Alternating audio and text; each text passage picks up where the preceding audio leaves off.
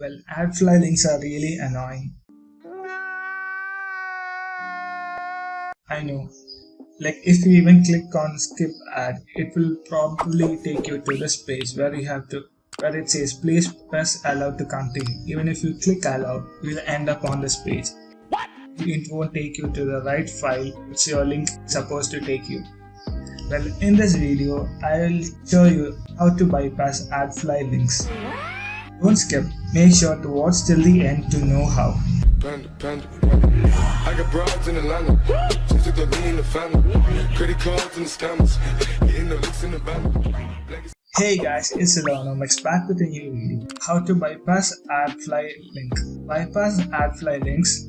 Firstly, you need to install an extension called TamperMonkey. Go to Google and search for TamperMonkey. It will take you to some results and click on the first result which shows TamperMonkey. Install this extension. I'm using a Chrome browser. I don't know if it is available for your browsers which you are using. Check if it is available, otherwise use a Chrome browser. You can see I have installed TamperMonkey already. Now go ahead and click the link in the description. Then you need to install the script to bypass this link. When you click on the link, it will take you to a page like this. And this is the script page where you have to click on install full edition. And from here, as you can see, it shows reinstall, but in your case it will show install.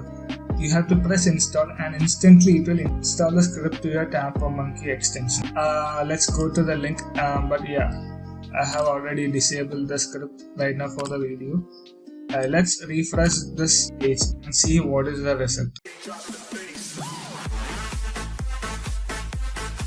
When I refresh this page, TamperMonkey automatically senses it's an AdFly link and it redirects you to the file page. This script is not only for the AdFly link.